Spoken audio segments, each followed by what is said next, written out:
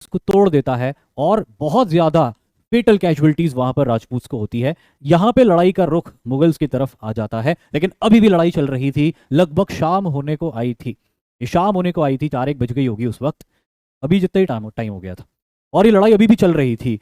बिल्कुल इसी वक्त जब कुछ भी हो सकता था, अभी भी कुछ भी हो सकता था, इतना सब होने के बाद भी, तब एक गोली आके सीधे राणा संग्राम सिंह को लग जाती, जो कि हाथी के ऊपर बैठ के कमांड कर रहे थे। राणा संग्राम सिंह जो ऑलरेडी 80 से ऊपर की उम्र के थे, 84 के लगभग उनकी उम्र थी, 84 ईयर्स के थे। एक हाथ उनका लड़ाई में कट चुका था, लड़ाई में नहीं कट चुका था, उनके बड़े भाई ने उनके ऊपर हमला कर दिया था, तो एक हाथ उनका खराब हो गया था शुरू से ही। एक लड़ाई में उनकी टांग कट चुकी थी, एक टांग कटी नहीं थी, पर वो इतना गहरा जख्म था टांग के अंदर कि ये ठीक से चल नहीं पाते थे, लंगड़ा के चलते थे, तो एक टांग काम नहीं करती थी उनकी, एक हाथ इनका कटा हुआ था। एक लड़ाई में इनकी आंख फूट चुकी थी, तो एक ही आंख से देख पाते थे। अब एक आंख नहीं, एक हाथ नहीं, एक टांग नहीं, उसके अलावा भी बॉडी के ऊपर इनके कई वुंड्स थे, क्योंकि इन्होंने लगभग 100 लड़ाइयां लड़ी हुई थी अपनी लाइफ में, और उम्र थी 80 से ऊपर। और अभी भी सबसे डिसाइसिव लड़ाई वो अपने लाइफ की लड़ रहे थे, हाथी के ऊपर बैठ के, और उनको गोली आके लग जाती, और गोली लगने के बाद वो हाथी के ऊपर से नीचे गिर जाते हैं, और उसके बाद भी वो इंसान जिंदा रहता है। आप सोचो क्या स्ट्रेंथ रही होगी उस 84 साल की उम्र के आदमी के अंदर। एक हाथ नहीं, एक टांग नहीं, एक आंख नहीं, उम्र 80 से ऊपर, बॉडी घावों से भरी हुई, और एक गोली लग गई, उसके बाद भी डेथ नहीं हुई राणा संग्राम सिंह की। लेकिन ये गोली लगने की वजह से जब वो अपने हौदे से गिरे, हाथी के हौदे से गिरे, तो जब इनके सैनिकों ने देखा कि गोली लग गई राणा संग्राम सिंह को, वो गिर गए, तो सैनिकों को यही लगा कि राणा संग्राम सिंह मारे गए, लड़ाई के अंदर वो वीर गति को प्राप्त हो गए, जबकि उनकी डेथ नहीं हुई थी। इससे पहले कि उनके सेकंड इन कमांड हाथी के ऊपर बैठ के कमांड करते राजपूत फोर्सेस को लगा कि हमारे बहुत सारे कमांडर्स मारे जा चुके हैं, और अब राणा जी भी मारे जा चुके हैं, और इसीलिए अब इस लड़ाई को लड़ने का कोई मतलब नहीं है। भगदड़ मच गई, एकदम से राजपूत टुकड़ियों के अंदर रिट्रीट शुरू हो गया, क्योंकि लॉस उनको बहुत ज्यादा हो चुका था, कमांडर्स उनके बहुत सारे मारे गए थे। राणा संग्राम सिंह को भी गोली लग गई थी, लड़ाई लगभग अपने आखिरी प्रहर में पहुंच गई थी। पता नहीं लड़ाई थोड़ी देर और चलती तो क्या होता, लेकिन ये लड़ाई का टर्निंग पॉइंट था जब राणा संग्राम सिंह को गोली लगी, और इसी गोली के साथ में खानवा की लड़ाई को बाबर ने जीत लिया। तो ये खानवा की लड़ाई 1527 में, यानी कि 1527 में बाबर जीतता है बैटल ऑफ खानवा। फिर उसके बाद 1528 में बाबर आगे बढ़ता है, और राणा संग्राम सिंह के एक फ्यूडल लॉर्ड, राणा संग्राम सिंह के एक सामंत, जिनका नाम था मेदिनी राय, इनके ऊपर हमला करता है चंदेरी में। Chanderi present day north Madhya Pradesh के अंदर सिचुएटेड है, और चंदेरी में हमला करके मेदिनी राय को डिफीट करता है, वो मारा जाता है। जौहर और साका होता है चंदेरी के अंदर। 1529 में बाबर हमला करता है बिहार की तरफ, और present day eastern Uttar Pradesh में घाघरा रिवर के किनारे एक लड़ाई होती है, जहां पर वो डिफीट कर देता है किसको, मोहम्मद लोदी को। ये जो मोहम्मद लोदी था, नाम से ही समझ में आ रहा होगा कि ये डिसेंडेंट था, या सॉरी रिलेटिव था इब्राहिम लोदी का, बिहार का गवर्नर हुआ करता था ये, और इसने एक और मोर्चा बनाया था बाबर को खदेड़ने के लिए, तो उस लड़ाई में बाबर उसे भी डिफीट कर देता है। तो 1526 में बाबर इब्राहिम लोदी को डिफीट करता है पानीपत में। 1527 में राणा संग्राम सिंह को इस लड़ाई में डिफीट करता है, जिसे खानवा कहा जाता है। 1528 में चंदेरी में मेदिनी राय को डिफीट करता है, और 1529 में मोहम्मद लोधी को डिफीट करता है। तो ये 4 साल और 4 विक्ट्रीज, और इन 4 साल में इन 4 विक्ट्रीज के साथ ही बाबर भारत के एक बहुत बड़े इलाके, what happened to Rana ji if he wasn't killed, देखो राणा संग्राम सिंह का क्या होता है उनके बाद में, को लेके बहुत सारे वर्जन हैं हिस्ट्री में। कुछ कहते हैं कि जो जख्म लगे थे लड़ाई में राणा संग्राम सिंह को, इस गोली की घाव से जो जहर बॉडी के अंदर फैला था, उसी की वजह से उनकी डेथ हुई थी। कुछ हिस्टोरियंस ये बोलते हैं कि वो जीवित बच गए थे, और जीवित बच के राणा संग्राम सिंह ये चाहते थे कि वो दोबारा मोर्चा खड़ा करेंगे बाबर के अगेंस्ट, और दोबारा उसके साथ मुकाबला करेंगे, लेकिन उनके जो सबॉर्डिनेट्स थे अब बाबर से नहीं लड़ना चाहते थे, तो वो सबॉर्डिनेट्स उनको जहर दे के मार देते कि अगर ये आदमी जिंदा रहा तो ये लड़ने की जिद करता रहेगा, और हमारा इतना नुकसान हो चुका है कि हम दूसरी लड़ाई अभी अफोर्ड नहीं कर सकते, इसीलिए उनको ख़त्म कर दिया जाए। तो एक थ्योरी, एक वर्जन ये है कि उनको जहर वगैरह दे के मार दिया गया। एक वर्जन ये है कि घावों के चलते उनकी डेथ हो गई थी। और इस तरह से बाबर का उत्तरी हिंदुस्तान के अंदर पंजाब से लेके लगभग बिहार के इलाके तक, पंजाब से लेके लगभग बिहार के इलाके तक क्या हो गया, एक्सपेंशन हो गया। और यहीं से मुगलों के एम्पायर का इस्टेब्लिशमेंट हो गया था। यहां से मुगलों के एम्पायर का क्या हो गया, इस्टेब्लिशमेंट हो गया। और फिर बाबर की डेथ हो जाती 1530 में। बाबर की डेथ हो जाती 1530 में। और 1530 में बाबर को सक्सीड करता है उसका बेटा, जिसका नाम होता है नासिरुद्दीन हुमायूं। आओ नासिरुद्दीन हुमायूं के बारे में एक एक पॉइंट जो लिखा है वो क्या है, और उसको अपन स्टडी करते हैं, क्या लिखा है, क्या क्या कहना चाह रहे हैं। सबसे पहला point, Humayun was an intellectual man but an incompetent general. Humayun जो थे बाबर के बड़े पुत्र थे, और जब बाबर की डेथ होने वाली थी तो बाबर ने अपनी मृत्यु से पहले हुमायूं को सब कुछ सौंप दिया था। और साथ ही साथ हुमायूं को ये कहा था कि भाई तुम्हारे और भी भाई हैं, उनका भी ध्यान रखना, उनको भी जो है जागीरों का अच्छा बंटवारा करना, सब कुछ खुद ही मत खा लेना। हुमायूं एक अच्छा आदमी भी था, काइंड हार्टेड इंसान था हुमायूं। और जैसे कि यहाँ पे मैंने लिखा हुआ है कि इंटेलेक्चुअल इंसान था, यानी कि बुद्धिमान, पढ़ाई लिखाई वाला इंसान था। इंटेलेक्चुअल को मैं आम बोलचाल की भाषा में बताऊं तो स्टूडियस किस्म का इंसान था। एस्ट्रोलॉजी का बहुत अच्छा नॉलेज था उसको, आर्ट्स एंड साइंसेस का बहुत अच्छा नॉलेज था उसको।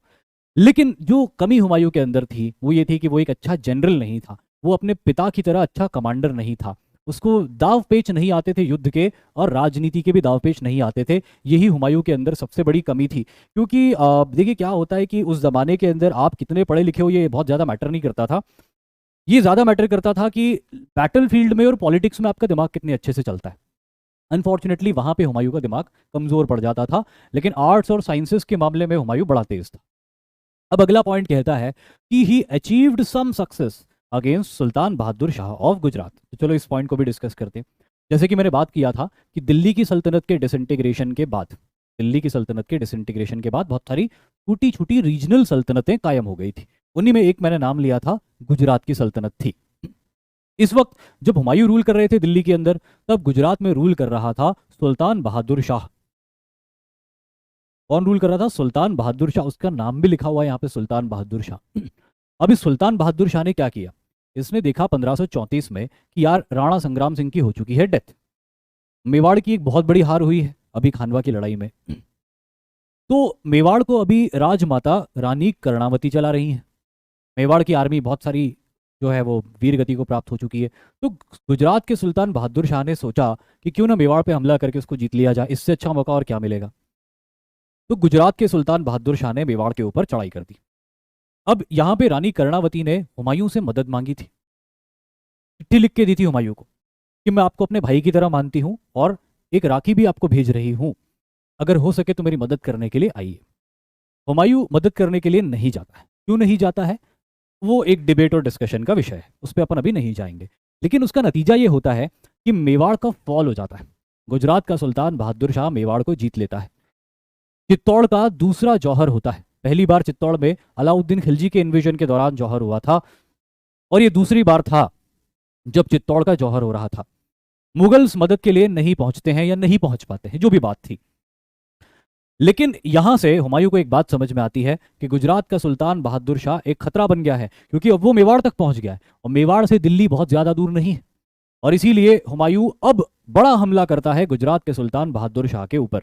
और ये हमला वो करता है प्रेजेंट डे मध्य प्रदेश की डायरेक्शन से, क्योंकि गुजरात के सुल्तान बहादुर शाह ने मालवा के इलाके को भी कैप्चर कर लिया था, जो कि वेस्टर्न मध्य प्रदेश का हिस्सा है।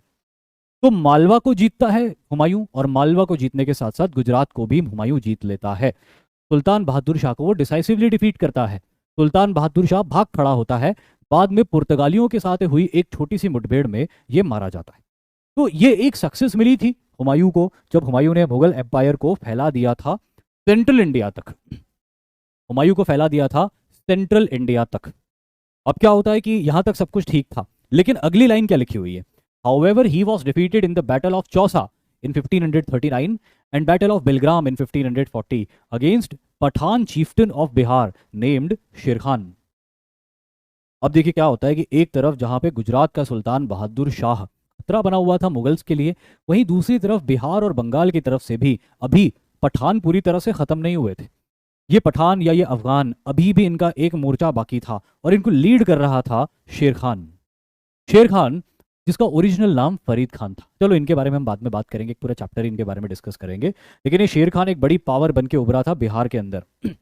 बिहार में शेर खान ने बिहार में शेर खान ने जितने भी अफगान थे, जितने भी पठान थे, उन सबको इकट्ठा कर लिया था, और उन सबको इकट्ठा करके उनको मोटिवेट कर दिया था कि हमको मुगलों के खिलाफ मुकाबला करना है। हालांकि इससे पहले शेर खान खुद मुगलों के साथ शामिल हो गया था। जब तक बाबर जिंदा था यही शेर खान मुगलों की ओवरलॉर्डशिप को एक्सेप्ट करके बैठा हुआ था बिहार में, और उनको रेवेन्यू भी दिलवाता था। लेकिन जब बाबर की डेथ हुई और हुमायूं को देखा शेर खान ने, तो शेर खान समझ गया कि इस आदमी में दम नहीं है, इसको हराया जा सकता है। तो उसने एकदम से बगावत कर दी, टैक्सेस देना बंद कर दिया, रेवेन्यू देना बंद कर दिया, और सारे पठानों को इकट्ठा कर लिया कि हम सब मिलके खदेड़ देंगे मुगलों को दोबारा हिंदू कुश पर्वत के उस पार, और दिल्ली पर फतेह हासिल करेंगे। तो एक बड़ा चैलेंज बन के ये उभरे। हुमायूं ने इनको रोकने के लिए अपने ट्रूप्स को आगे बढ़ाया। 1539 यानी कि 1539 में present day eastern Uttar Pradesh में चौसा की एक लड़ाई हुई जो हुमायूं हारे, और उसके अगले ही साल present day central Uttar Pradesh में बिलग्राम की लड़ाई होती है, वहां पर भी हुमायूं की हार हुई। एंड अगली लाइन कहती है, he was force to flee towards Iran after his brothers refuse to help him. Humayun दोनों लड़ाई हार गया। हुमायूं को अपनी जान बचाने के लिए दिल्ली और आगरा छोड़कर भागना पड़ा। जब हुमायूं दिल्ली और आगरा छोड़कर भागा तो अपने भाइयों से मदद मांगी उसने, जो कि नॉर्थ वेस्टर्न इंडिया की सूबेदारी लेके बैठे हुए थे। लेकिन अफगानिस्तान में बैठे हुए इनके भाइयों ने इनके अगेंस्ट, इनको मदद के लिए तो मना किया ही किया, इनके अगेंस्ट कॉन्स्पिरेसीज भी कर दी। और जब हुमायूं को ये बात समझ में आई कि इधर शेर शाह मेरी लाइफ का दुश्मन बना हुआ है, उधर मेरे भाई मुझे मदद करना तो दूर, ऊपर से वो भी मेरे जान के दुश्मन बने हुए हैं, तो भारत में मैं किससे मदद मांगू? हुमायूं ने मदद मांगी मारवाड़ के राजपूत रूलर मालदेव राठौड़ से।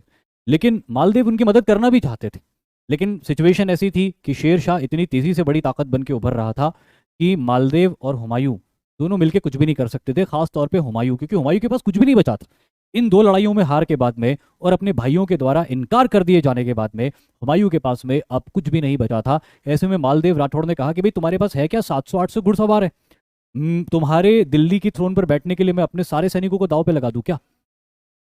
तो मालदेव राठौड़ ने हुमायूं को कहा कि देखो हुमायूं, अभी आप लड़ाई का मत सोचो, आपकी एक वाइफ प्रेग्नेंट है हमीदा, और आप चले जाओ अमरकोट की रियासत जो कि थार पारकर में है प्रेजेंट डे पाकिस्तान में, और वहां जाके राणा वीर साल के यहाँ पे रुक जाओ, ताकि आपकी वाइफ और आप जो मारे मारे रेगिस्तानों में फिर रहे हो, इससे आपको कम से कम निजात मिले, छुटकारा मिले, आपकी वाइफ को रिलीफ मिले, और वो सुरक्षित एक बच्चे को जन्म दे सके। और उसी अमरकोट के राणा वीर साल के किले के अंदर हुमायूं को शेल्टर मिलता है, और वहीं पर ये हमीदा बानो जन्म देती है एक लड़के को जिसका नाम जलाल या जलालुद्दीन रखा जाता है, जो आगे चल के अकबर के नाम से जाना जाता है। लेकिन इस बीच हुमायूं को ये बात समझ में आती है कि भारत में रुक के दोबारा दिल्ली के अंदर झंडा नहीं लहराया जा सकता मुगलों का, वो झंडा जो आपने शुरू में देखा था। और इसीलिए मदद की खातिर, मदद मांगने के लिए हुमायूं चले जाते हैं ईरान। हुमायूं कहाँ चले जाते हैं? ईरान चले जाते हैं। ईरान में वो जाते हैं तो ईरान का जो शाह होता है, जो उनको वेलकम करता है, उसका नाम था शाह तहमस्प। इनका नाम होता है शाह तहमस्प। शाह तहमस्प हुमायूं को वेलकम करते और हुमायूं को कहते हैं कि भाई आपका स्वागत है यहाँ पे, हम आपकी मदद करने के लिए पूरी तरह से तैयार हैं। हम आपकी मदद करने के लिए क्या है, पूरी तरह से तैयार है, लेकिन हुमायूं आपको एक काम करना पड़ेगा। भाई क्या काम करना पड़ेगा? तो उन्होंने कहा कि हुमायूं आपको, जब तक आप ईरान में रहोगे, शिया मुसलमान बन के रहना होगा। आप सुन्नी हो, लेकिन ईरान शिया मुसलमानों का देश हुआ करता था और अभी भी है। तो शाह तहमस्प ने कहा कि भाई जब तक आप यहाँ रहोगे शिया बन के रहना होगा। हुमायूं मान गया। हुमायूं ने बोला मुझे फर्क नहीं पड़ता अब रिलीजन का, क्योंकि शेर शाह सूरी भी सुन्नी मुसलमान है, मेरी जान का दुश्मन, मेरे भाई जो सुन्नी मुसलमान है मेरी जान के दुश्मन, आप जो भी हो, आपने मेरी मदद तो करी, राजपूतों ने मेरी मदद करी जो कि हिंदू हैं, आप मेरी मदद कर रहे हो जो शिया हो। तो हुमायूं ने कहा कि अब मेरे लिए रिलीजन मैटर ही नहीं करता, ये शिया सुन्नी हिंदू, मेरे लिए वो मैटर करता है जो मुझे मदद कर रहा है, और जो आप बोलोगे मैं वैसे रहने के लिए तैयार हूं। तो हुमायूं, जैसा कि अगली लाइन में लिखा हुआ है, he stayed in Iran for 12 years, approximately 12 साल तक वो मेहमान के तौर पे रहा ईरान के अंदर। शाह तहमस्प को भी मानना पड़ेगा, उन्होंने भी हुमायूं को और उनके साथ में जो कुछ 100 लोग आए थे उनको रखा 12 साल तक अपने पास में। और शाह तहमस्प ने हुमायूं को एक ही बात कही थी। हुमायूं ये कह रहे थे कि भाई मेरे को आप जो है ना अपनी सेना दे दो, सेना की कुछ टुकड़ियां दे दो, मैं इनको लेके जाऊंगा और शेर शाह सूरी को हरा दूंगा।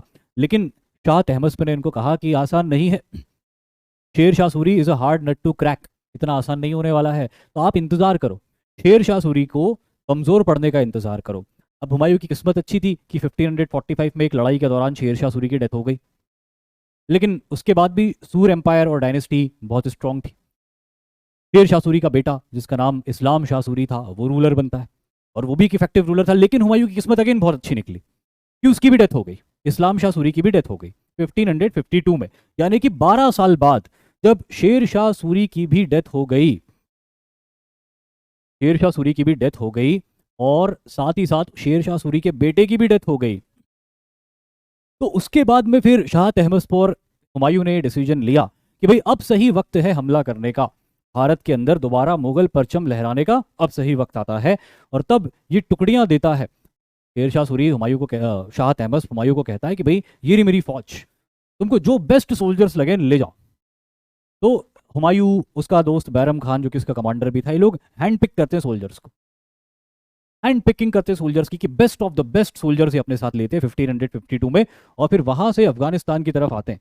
और अफगानिस्तान की तरफ आके अगले 3 साल ये अपने भाइयों से लड़ते हैं जिनका नाम हिंदाल और अस्करी था। हिंदाल और अस्करी इन दोनों को पहले डिफीट करते हैं, और इन दोनों को डिफीट करने, क्योंकि ये दोनों वही थे ना जिन्होंने हुमायूं के अगेंस्ट कॉन्स्पिरेसी करी थी, उसकी मदद नहीं करी थी, तो अब हुमायूं इनको पनिश करता है। पहले सॉरी हिंदाल को पनिश करता है, फिर कामरान को पनिश करता है। अस्करी का नाम मैंने गलती से ले लिया। तो ये हिंदाल को पनिश करता है और फिर कामरान को पनिश करता है, और दोनों को पनिश करने के बाद 1555 में हमला करता है दिल्ली के ऊपर, जबकि अफगान बहुत कमजोर पड़ चुके थे, और दिल्ली को दोबारा ऑक्यूपाई कर लेता है। And he reestablished Mughal empire in 1555 but died shortly after falling from the stairs. चढ़ाव से गिर के इसकी मौत हो जाती है, चढ़ाव से गिर के इसकी क्या हो जाती है, मृत्यु हो जाती है। मतलब इसकी लाइफ में दिल्ली के अंदर राज करने का सुख लिखा ही नहीं था, सुख भोगना लिखा ही नहीं था। पहले जब बाबर के बाद ये रूलर बनता है तो इसको तमाम डिफिकल्टीज पेश आती, कभी बहादुर शाह, तो कभी शेर शाह, कभी अपने खुद के भाई कामरान और हिंदाल। और जब ये दोबारा जीतता है सबको डिफीट करते हुए, तब बेचारा सीढ़ी से गिर जाता है, और सीढ़ी से गिरने की वजह से इसकी क्या हो जाती है, डेथ हो जाती है। और इसी डेथ के बाद एक बार फिर एक पॉलिटिकल वैक्यूम का क्रिएशन हो जाता है, और इस पॉलिटिकल वैक्यूम के क्रिएशन की प्रोसेस में आगे इतिहास क्या होता है वो तो अपन देखेंगे। लेकिन क्योंकि अभी हमने बात करी थी शेर शाह सूरी की, कि शेर शाह सूरी ने 1539 और 1540 में हुमायूं को डिफीट किया था, और हुमायूं को डिफीट करके एक एम्पायर कायम किया था, तो ये रूलर कौन था, और जब तक ये रूल करता है 1540 से लेके 1552 के बीच में, ये सूर एम्पायर क्या करता है भारत के अंदर, क्या इसका कोई सिग्निफिकेंस है? तो आइए अपन देखते हैं कि इसका सिग्निफिकेंस है या नहीं है। सबसे पहली नज़र आपकी नक्शे पे पड़ गई होगी, और जैसे ही आपकी नज़र नक्शे पे पड़ी होगी तो आपने देखा होगा कि कुछ इलाका है जो हरे हरे हिस्से से रंगा हुआ है, और ये जो हरे हरे हिस्से से रंगा हुआ इलाका है, ये इलाका सूरियों का एम्पायर हुआ करता था। ये जो इलाका हुआ करता था ये सूरियों का एम्पायर हुआ करता था, यानी कि शेर शाह सूरी की जो टेरिटरीज फैली हुई थी वो इतने इलाके तक फैली हुई थी, यानी कि एक बड़ा एम्पायर कायम कर लिया था शेर शाह सूरी ने। अब वो कैसे क्या किया था एक एक करके देखते हैं। तो सबसे पहले शेर शाह सूरी, सूर एम्पायर की जब हम बात करते हैं तो पहले शेर शाह सूरी की बात करते हैं, और आखिरी में भी शेर शाह सूरी की बात करेंगे, क्योंकि सूर एम्पायर उसी से शुरू होकर लगभग उसी पे ही खत्म हो जाता है। तो सूर एम्पायर इज ऑल अबाउट शेर शाह सूरी। तो शेर शाह सूरी एक्चुअली खुद कब से कब तक रूल करता है, ये 1540 से लेके 1545 के बीच में रूल करता है। ठीक है भैया, ये 1540 से लेके 1545 के बीच में रूल करता है। अब इतने कम वक्त के लिए शेर शाह सूरी रूल करता है, तो इसमें क्या कर लेता है, इसमें क्या अचीव कर लेता है? लेकिन यही तो खास बात है शेर शाह सूरी की, कि बहुत कम वक्त के लिए शेर शाह सूरी ने रूल किया था, लेकिन इतने कम वक्त में भी शेर शाह सूरी ने अपनी गहरी छाप छोड़ी है भारत के इतिहास में।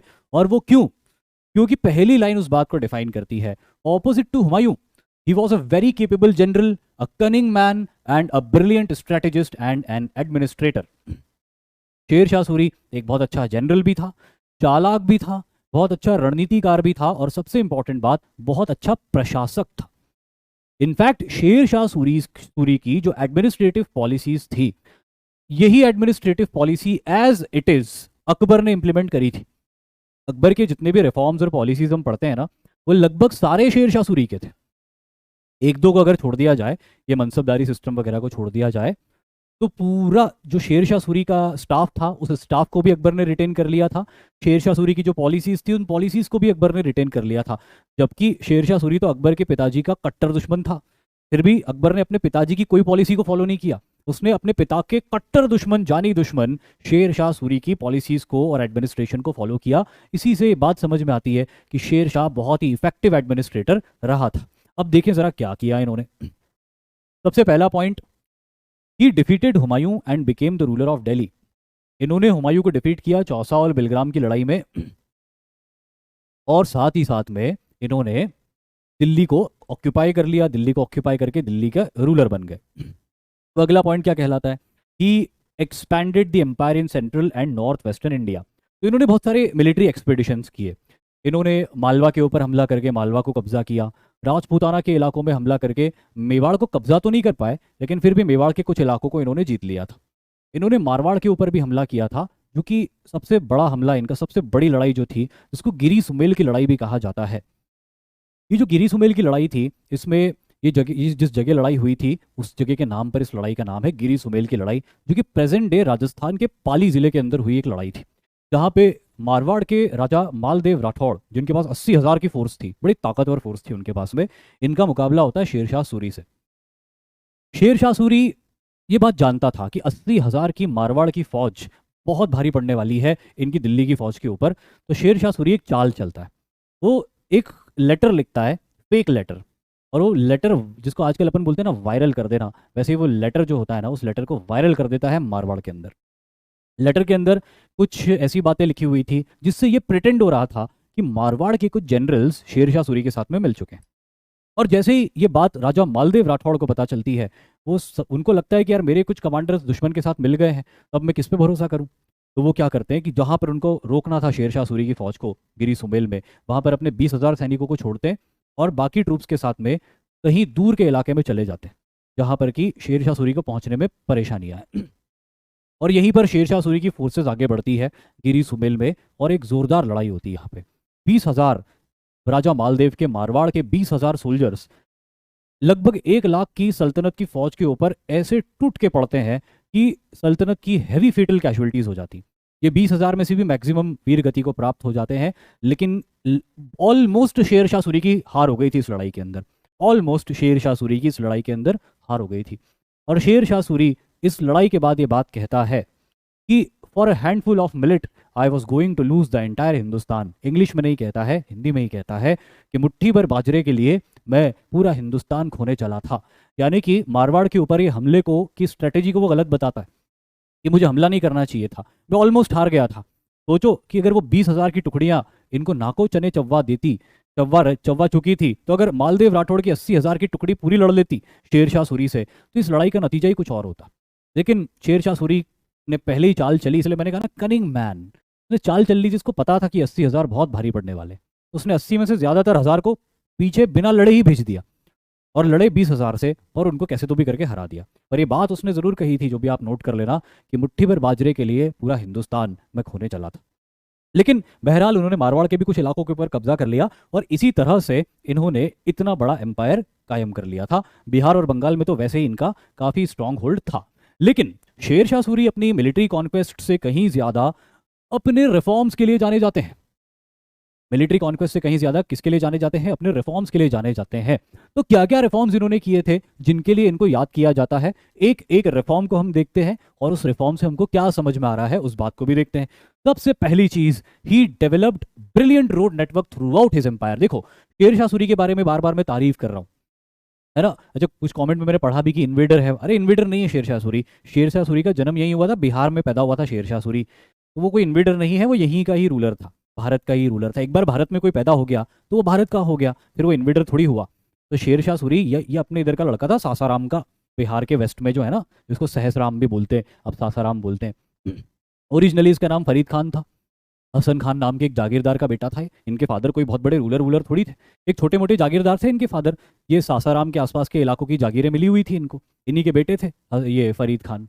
शेर खान नाम भी इनको एक टाइटल के तौर पे मिला था कि इनके जो जिनको ये सर्व करते थे, बिहार का जो गवर्नर हुआ करता था बहार खान जिसका नाम था, ये बहार खान को सर्व करते थे। एक बार बहार खान साहब जो है शिकार पे गए हुए थे, तो बहार खान साहब अपनी बंदूक लेके उसके अंदर जो कारतूस था उसको साफ कर रहे थे। तो 14 साल का लड़का था उस वक्त फरीद खान, उसने देखा कि इसके पीछे जो जंगल का इलाका शिकार करने गए थे, तो उन्होंने देखा एक टाइगर है जो कि स्टॉक कर रहा है, घात लगा रहा है किसके ऊपर? बिहार के गवर्नर के ऊपर इस घात लगा रहा है। तो फरीद खान ने इधर देखा ना उधर, तुरंत आगे बढ़ा, और इससे पहले कि वो बाघ झपट्टा मार के बहार खान को गिरा दे, उसने उस लड़के ने बाघ को मैन हैंडल कर दिया, टाइगर को मैन हैंडल किया, उसको गिरा दिया। और अपना खंजर निकाल के उस टाइगर को वहीं स्टैब करके मार डाला।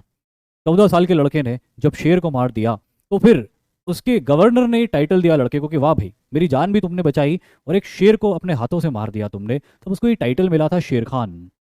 बाद में जब वो रूलर बन गया तो फिर वो शेर शाह सूरी के नाम से जाना गया, वरना वो शेर खान के नाम से जाना जाता था। एकदम स्क्रैच लेवल से उठा हुआ आदमी था ये, एकदम स्क्रैच लेवल से उठा हुआ था।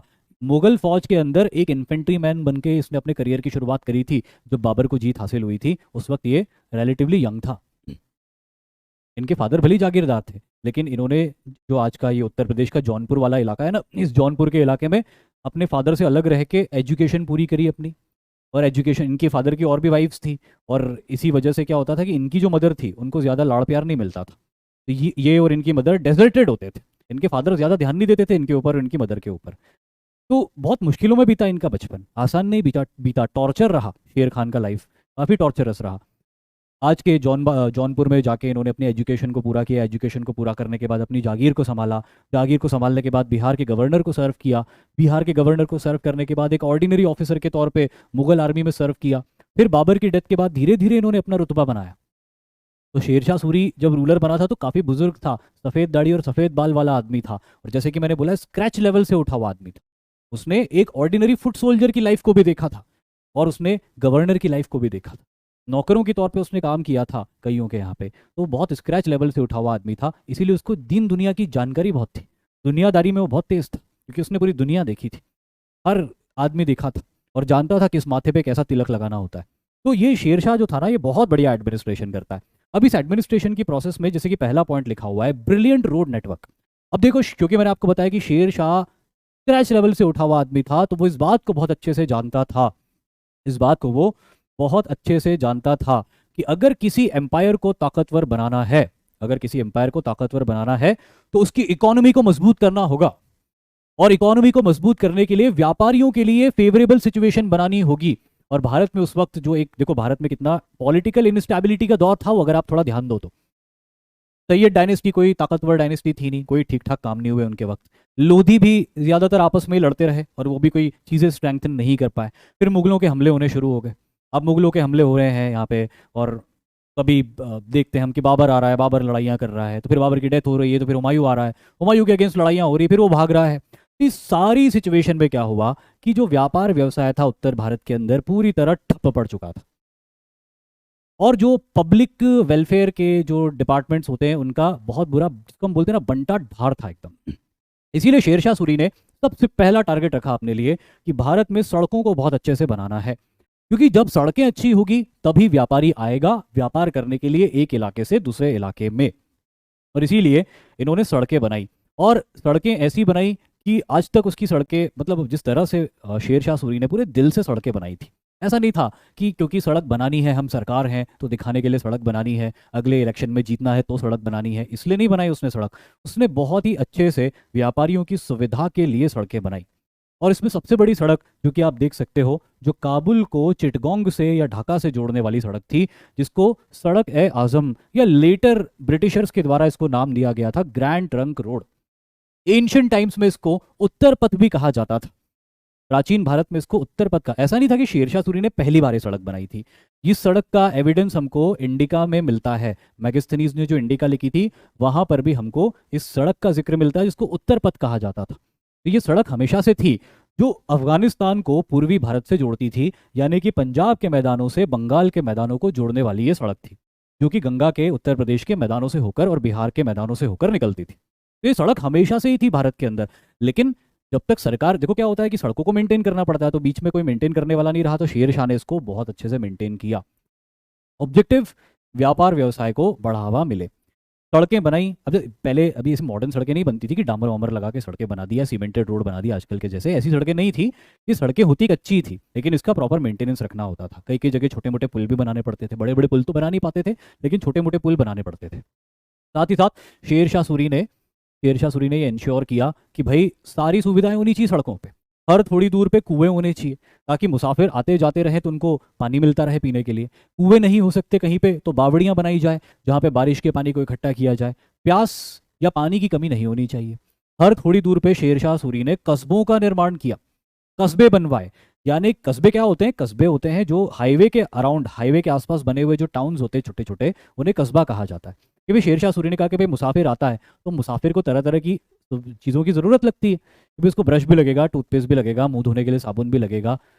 ये तो मैं आज की बात बता रहा हूँ, लेकिन उस वक्त भी इस तरह की चीज़ें लगती थी। तो उन्होंने बोला कि भाई दुकानदारों को मोटिवेट किया कि भाई आप आओ और छोटी छोटी बस्तियां बसाओ इन हाईवेज के किनारे, इससे आपको भी व्यापार मिलेगा और मुसाफिर को भी सुविधा मिलेगी। और इन व्यापारियों के सुरक्षा के लिए क्षत्रिय भी आ गए, सोल्जर्स भी अपॉइंट कर दिए गए। धीरे धीरे वहां पे रहने वाले व्यापारियों के लिए उनके रिचुअल्स करने के लिए ब्राह्मण भी आके बस गए, दूसरे कम्युनिटी के लोग भी आके बस गए। इस तरह से पूरा एक सोसाइटी डेवलप होने लग गया हाईवेज के किनारे। तो एक कस्बा कल्चर जो था, इसको बड़ा बढ़ावा मिला उस वक्त। साथ ही साथ इन्होंने, शेरशाह सूरी ने कहा कि भाई इन सड़कों के आसपास, सड़कों के किनारे सराय बनवाए जाए हर थोड़ी दूर में, क्योंकि मुसाफिर कितना भी चल ले रात को बेहतर होगा कि वो किसी सुरक्षित जगह पे सो जाए। तो सराय बनवाए बहुत सारे इन सड़कों के किनारों के ऊपर, हिंदुओं के लिए अलग सराय, मुसलमानों के लिए अलग सराय। उन्होंने बोला यार एक साथ रुक जाएंगे, कहीं लड़ नहीं पड़े, जैसे कि कमेंट सेक्शन में लड़ते रहते हैं, तो ऐसा है कि इनके लिए अलग अलग सराय बनवा देते हैं अपन, तो सब अलग अलग रहेंगे अपने अपने। तो इन्होंने हिंदुओं के लिए अलग सराय, मुसलमानों के लिए अलग सराय, हर थोड़ी दूर में बावड़ी बनवाई। साथ ही साथ इन्होंने और क्या किया, कुएं खुदवाए, बावड़ियां बनवाई। और इन्होंने ये भी ऑर्डर दिया था कि भाई सड़क के आसपास पेड़ लगाए जाए, ऐसे पेड़ जो छायादार हो, जो छांव दे, इससे बारिश हो या ठंड हो या गर्मी हो, मुसाफिर आगे बढ़ेंगे, व्यापारी आएंगे जाएंगे तो उनको आसानी होगी। तो ये सारे काम इन्होंने सड़कों के आसपास करवाए। सिर्फ सड़क नहीं बनाई दिखाने के लिए, ये होता है सड़क बनाना। अगर सड़क बनाना किसी से सीखना हो तो शेरशाह सूरी से सीखा जाए। इसके अलावा भी शेरशाह सूरी ने कई सड़कें बनवाई थी, पश्चिम भारत को जोड़ने वाली सड़कें, उत्तर भारत के अलग अलग इलाकों को जोड़ने वाली सड़कें। तो इस तरह से इन्होंने क्या किया, सड़कों का एक जाल बिछा दिया जिससे व्यापार व्यवसाय में कोई रुकावट ना हो। लेकिन क्राइम भी एक बहुत बड़ी चीज होती है। अब क्या होता है, he developed an effective policing system to control the crime. क्योंकि सेंट्रल पावर वीक पड़ गई थी, रीजनल पावर्स वीक पड़ गई थी, तो क्रिमिनल्स के हौसले बड़े मजबूत हो गए थे। क्रिमिनल्स ने बोला भाई घर वाला घर नहीं, हमें किसी का डर नहीं। तो क्रिमिनल्स के हौसले बड़े बुलंद हो गए थे उत्तर भारत के अंदर। तो इन्होंने बोला भैया क्रिमिनल्स जो होते हैं ना, व्यापार को कमजोर कर देते। ऐसे इलाके जहाँ क्राइम बहुत होता है वहाँ व्यापार अपने आप डाउन पे चला जाता है। तो शेरशाह सूरी ने बोला भाई मेरे को चाहिए अच्छा व्यापार अपने इलाके में, और इसलिए मेरे को क्राइम होना ही नहीं। अब क्राइम को कैसे रोका जाए, क्योंकि पहले के ज़माने में बड़ी प्रॉब्लम होती थी, क्रिमिनल क्राइम कर देता था किसी एक इलाके में और वहाँ से भाग जाता था दूसरे इलाके में। अब पहले आधार कार्ड होते नहीं थे कि भाई किसी की यूनिक आइडेंटिटी हो, सीसीटीवी कैमराज नहीं होते थे कि भाई अरे जाता हुआ दिख गया, ये कुछ भी नहीं होता था। तो ऐसे में क्या होता था, क्रिमिनल्स के लिए क्राइम करके बच के निकलना आसान होता था। तो शेरशाह सूरी ने बोला कोई बात नहीं। इन्होंने एक ऐसा पुलिसिंग सिस्टम डेवलप किया जिसमें इन्होंने कहा कि अगर किसी इलाके में क्राइम हो जाता है, कोई बात नहीं, अफसोस क्राइम हो गया, पर कोई दिक्कत की बात नहीं है। अगर कहीं क्राइम हो जाता है तो या तो क्रिमिनल को पकड़ा जाए वक्त रहते और उसको पनिशमेंट दी जाए, और अगर क्रिमिनल पकड़ा नहीं गया तो उस क्राइम का हर्जाना उस लोकल पुलिस ऑफिसर को भरना पड़ेगा, जो उस इलाके का इंचार्ज था, जो वहाँ के टीआई साहब थे, उनको हर्जाना भरना पड़ेगा, नहीं तो उनको पनिशमेंट मिलेगी। तो ये जो इन्होंने एक ऐसा सिस्टम बनाया कि अब आप सोचो कि आप टीआई साहब हो एक इलाके के, और आपके चीफ मिनिस्टर, प्राइम मिनिस्टर ने बोल दिया कि भाई अगर तुम्हारे इलाके में क्राइम हो गया तो या तो क्रिमिनल को पकड़ो और सामने लेके आओ, और अगर नहीं मिले तो फिर तुमको खामियाजा, तुमको कॉम्पनसेशन करना पड़ेगा, नहीं तो पनिशमेंट मिलेगी तुमको। तो एज ए टीआई तुम क्या करोगे, तुम ऐसे पेट्रोलिंग करोगे अपने इलाके में दिन रात सुबह शाम कि क्राइम होने ही ना पाए, क्योंकि एक बार क्राइम हो गया फिर तो परेशान हो जाओगे तुम। कहाँ पकड़ेंगे क्रिमिनल को, जाके कहाँ कहाँ जाएंगे, मिले नहीं मिले क्या भरोसा। इससे बेहतर है कि क्राइम हो ही ना हो। Prevention is better than cure. इसी पॉलिसी पे चलते हुए शेरशाह सूरी ने अपने पुलिसिंग सिस्टम को बनाया और बहुत इफेक्टिव था। वाकई में उस वक्त के जो हिस्टोरियंस हैं जिन्होंने शेरशाह सूरी के पुलिसिंग सिस्टम के बारे में लिखा है, वो ये कहते हैं कि भाई इतना बढ़िया पुलिसिंग सिस्टम बना दिया था शेरशाह सूरी ने कि कोई औरत आधी रात को अपने सर के ऊपर गहनों से भरी हुई एक टोकरी रखकर एक गांव से दूसरे गांव जा सकती थी। मतलब इतनी इफेक्टिव पेट्रोलिंग थी पुलिस की, सरकार की, कि एक मतलब एक कहते हैं ना कि एग्जाम्पल के तौर पे कहा गया है, एक सिंबॉलिक तौर पे कहा गया है कि एक औरत अपने सर के ऊपर तगारी में सोने चांदी के जेवर लेकर एक गांव से दूसरे गांव आधी रात को जा सकती थी और वो सेफली पहुंच जाएगी। आज भी ऐसा कोई नहीं कर सकती लड़की कि आधी रात को सर पे तगारी लेके, गहने लेके निकल जाए एक शहर, एक गांव से दूसरे गांव, आज भी नहीं कर सकती। उस वक्त ऐसी कंडीशन इन्होंने बना दी थी। तो ये इफेक्टिव पुलिसिंग सिस्टम का कमाल था। He set up cantonments in enemy territories to keep an eye on the enemy. तो कोई बहुत इंपॉर्टेंट पॉइंट नहीं है, लेकिन मैं क्या है आर्मी के बातों से बड़ा ऑब्सेस्ड रहता हूँ, तो ये पॉइंट ऐड कर दिया, पर फिर भी समझा देता हूँ ये पॉइंट ऐड कर दिया है। तो दरअसल इन्होंने जितने भी इलाके जीते थे, जैसे मेवाड़ को जीता इन्होंने, अब मेवाड़ को जीत के इन्होंने क्या किया कि भाई मेवाड़ को ऑक्यूपाई नहीं किया, लेकिन मेवाड़ को ऑक्यूपाई नहीं करने की जगह इन्होंने मेवाड़ में एक छोटा सा कैंटोनमेंट बना दिया, और मेवाड़ में कैंटोनमेंट बना के वहां पे अपने कुछ सैनिकों को तैनात कर दिया कि भाई अगर मेवाड़ के ऊपर कोई खतरा आता है तो ये सैनिक मेवाड़ की भी मदद करेंगे, और अगर मेवाड़ रेबेलियन करता है तो ये सैनिक मेवाड़ को रेबेलियन करने से रोकेंगे भी और दिल्ली में सूचना भी पहुंचा देंगे, जिससे कि दिल्ली एक्शन ले सके मेवाड़ के अगेंस्ट। तो इस तरह इन्होंने अपने एनिमीज को कंट्रोल करने के लिए उनके इलाके में अपने छोटे छोटे कैंटोनमेंट्स बना दिए। और इन कैंटोनमेंट्स का खर्चा कौन उठाएगा? इन कैंटोनमेंट्स का खर्चा वही किंगडम उठाएगा जिसके इलाके में इन कैंटोनमेंट्स को बनाया गया है। एग्जैक्टली यही का यही सिस्टम ब्रिटिशर्स ने लागू किया था, आने वाले वक्त में हम देखेंगे। अब इसके बाद में हम देखते हैं, he also made agricultural reform by issuing patta to the farmers and receiving kabuliyat. इन्होंने क्या किया कि डायरेक्ट टैक्सेस कलेक्ट किए रैयत से, यानी कि छोटे किसानों से डायरेक्ट टैक्स कलेक्ट किए। जो इंटरमीडिएटरी कलेक्टर्स होते थे उनको हटा दिया, और उनको हटा के किसानों में पट्टे बांट दिए कि भाई ये खेती का पट्टा है, ये तुम्हारा पट्टा है, और इसके अगेंस्ट में कुबूलियत साइन करके तुम दे दो। तो खेती बाड़ी इन्होंने क्या करी थी? पट्टे पे दे दी थी। ये पट्टे पे बहुत सारे खेत दे दिए जाते थे भारत के अंदर, एंशिएंट मेडाइवल टाइम में पट्टे पे खेत दिए जाते थे। ये पट्टे पे खेत का मतलब ये होता था कि भाई खेत के ऊपर खेती करेगा वो किसान, लेकिन उस जमीन का खरीद फरोख्त नहीं कर सकता। ये सरकारी जमीन है जो कि किसान को दी गई है खेती बाड़ी करने के लिए। किसान इस पे घर बना सकता है, खेती बाड़ी कर सकता है, उसका व्यापार कर सकता है, लेकिन खरीद फरोख्त नहीं कर सकता बिना सरकार की मंजूरी के। इस तरह के पट्टे बांटे जाते थे प्राचीन मध्यकालीन भारत में, और जिन लोगों के पास ऐसे पट्टे होते थे उन्हें पटेल कहा जाता था। महाराष्ट्र में उनको पाटिल कहा जाता था। तो ये सारी चीज़ें जब शेर शाह सूरी ने करी तो इससे दिल्ली सल्तनत तो बची नहीं थी, तो इसको सूर डायनेस्टी या सूर एम्पायर कहा जाता है। ये सूर एम्पायर या सूर डायनेस्टी जो थी, ये काफ़ी स्ट्रॉन्ग पोजीशन में ले आती है एक बार फिर उत्तर भारत में एक बार फिर से चीज़ें सही हो जाती है। लेकिन जैसे कि मैंने आपको बताया कि शेर शाह सूरी 1545 में एक लड़ाई में मारा गया। आज के उत्तर प्रदेश और मध्य प्रदेश की बॉर्डर पे और प्रेजेंट डे उत्तर प्रदेश के अंदर कलिंजर नाम का एक किला है, उसको कलिंजर का किला कहा जाता है। इस कलिंजर के किले को जीतने की प्रोसेस में कलिंजर के किले के ऊपर हमला किया शेर शाह सूरी ने, और इस कलिंजर के किले को जीतने की प्रोसेस में एक तोप का गोला रिबाउंड होकर किले की दीवार से वापस आता है अफगानों के खेमे में, और वहाँ बारूद रखा हुआ था बहुत सारा, उस बारूद में आके चिपक जाता है, जिससे कि उस बारूद में जोरदार एक्सप्लोजन होता है, और उस एक्सप्लोजन के चपेट में शेर शाह सूरी आ जाता है, जिससे कि उसकी डेथ हो जाती है। कुछ वर्जन ऐसे कि ग्रेनेड्स आए थे उस वक्त नए नए, वो जो ग्रेनेड्स थे उनको ऐसा करना होता था कि वो ग्रेनेड्स में जो बत्तियां लगी हुई होती थी, लंबी बत्तियां होती थी, उसमें आग लगाते थे ये लोग, और फिर वो देखते थे कि ये बत्ती जलते जलते जलते जलते नज़दीक आ रही है। जैसे ही वो बत्ती बिल्कुल नज़दीक आ जाती थी तब उस ग्रेनेड को हर्ल किया जाता था, उस ग्रेनेड को फेंका जाता था दुश्मन के ऊपर, और फिर वो ग्रेनेड क्या होता है, ब्लास्ट होता है, सब होता था। तो ऐसा होता है कि शेर शाह सूरी एक ग्रेनेड को लाइट करते हैं, स्पार्क करते हैं, और वो ग्रेनेड की बत्ती बड़ी तेजी से जलते हुए ग्रेनेड तक आ जाती है। शेर शाह सूरी इसको फेंकते हैं, तब तक वो नज़दीक ही ब्लास्ट हो जाता है। तो उस ग्रेनेड के चपेट में आके शेर शाह सूरी बुरी तरह झुलस जाते हैं और उनकी डेथ हो जाती है। तो दोनों में से जो भी वर्जन रहे थे, लेकिन किसी एक्सप्लोजन की चपेट में आने के दौरान ही शेर शाह सूरी की 1545 में डेथ हो जाती है, जिसके बाद मैंने आपको बताया कि इनके पुत्र इस्लाम शाह सूरी गद्दी पे बैठते हैं, जो अपने फादर की तरह ही काफ़ी एबल रूलर था, लेकिन किसी बीमारी के चलते 1552 में उसकी डेथ हो गई। और 1552 में जब उसकी डेथ हो जाती है, यानी किसकी, इस्लाम शाह सूरी की, उसके बाद अगला रूलर मिलता है जिसका नाम होता है आदिल शाह सूरी। अभी जो आदिल शाह सूरी था ये एक हाईली इनकॉम्पिटेंट रूलर था। Adil Shah Suri highly incompetent ruler था, दिल्ली में रहता भी नहीं था, प्रेजेंट डे उत्तर प्रदेश के इलाकों में घूमता रहता था, अय्याश था, इसको हम कहते हैं ना लोकल लैंग्वेज में एक नंबर का। तो ये एक नंबर का अय्याश था, राजकाज में कोई ध्यान नहीं देता था, मिलिट्री अफेयर्स तो बहुत दूर की बात थी। तो इसी आदिल, इसको ज्यादातर हिस्टोरियंस ने अपनी राइटिंग में कहा है अदला। इस आदिल शाह सूरी को ज्यादातर हिस्टोरियंस अदला बोलते हैं, तो मैं भी इसको अदला ही बोलूंगा। तो ये जो अदला था, ये अदला बहुत इनकॉम्पिटेंट रूलर था, और इसी के दौर में इस अदले का एक कमांडर जिसका नाम हेमचंद्र था, जिसे हेमू के नाम से भी जाना जाता है, ये बड़ा पावरफुल हो गया था। हेमू कौन था? हेमू के बारे में भी बहुत सी मिस्ट्री है कि भाई हेमू ओरिजिनली कौन था। कुछ कहते हैं कि नमक का व्यापारी था और अफगान एडमिनिस्ट्रेशन के अंदर शामिल हो गया था, कुछ कहते हैं घोड़ों का व्यापारी था और अफगान एडमिनिस्ट्रेशन के अंदर शामिल हो गया था, कुछ कहते हैं कि रेसलर था हरियाणा का बहुत अच्छा और अफगान फोर्स के अंदर शामिल हो गया था। चाहे जो भी बात हो, हाँ ये कहीं उत्तर भारत का, हरियाणा या उसके आसपास के इलाके का ही कहीं का ये था। इफेक्टिव था अपने आप के अंदर, जो भी बात थी इसके अंदर। लेकिन ये कोई क्षत्रिय नहीं था, कोई पठान नहीं था। अरे किसी क्षत्रिय कम्युनिटी से नहीं आता था, किसी पठान कम्युनिटी से नहीं आता था, या तो एक रेसलर था या एक व्यापारी था। लेकिन इसके अंदर एम्बिशन बहुत था, इसके अंदर बुद्धिमानी बहुत थी।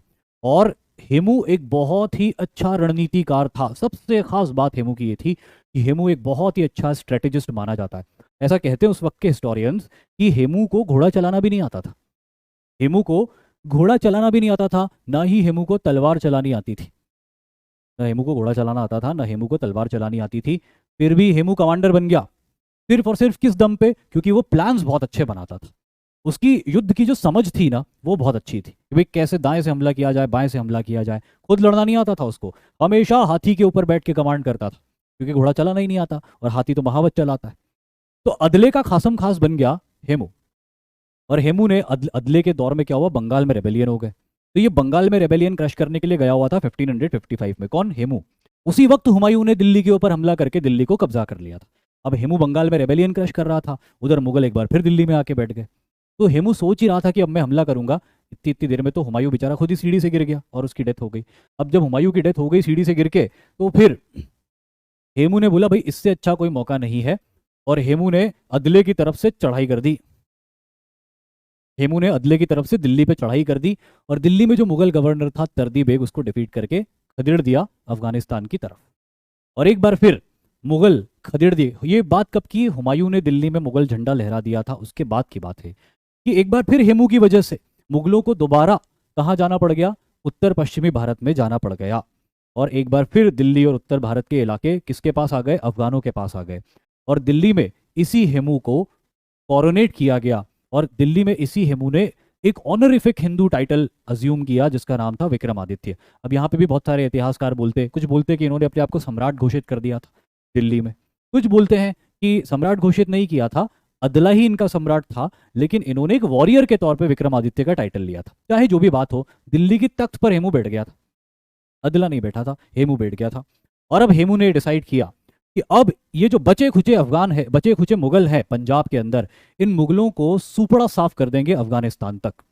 ये जितने भी बचे खुचे मुगल हैं अफगान आर्मी को लेके, देखो हेमू जिन आर्मी को लीड कर रहा था वो पूरी पठानों की आर्मी थी, थोड़ी बहुत मिली जुली भी थी, लेकिन ज्यादातर उस आर्मी के अंदर पठान थे।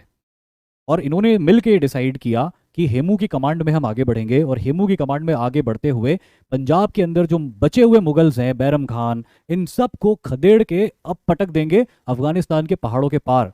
और हेमू का प्लान ये था कि काबुल में जाकर भारत का झंडा लहराएंगे। दिल्ली में तो भारत का झंडा लहरा दिया है, अब काबुल में भी भारत का झंडा लहरा देंगे, और दिल्ली से काबुल तक के इलाके को पूरा सेफ कर देंगे। ये प्लान था इनका।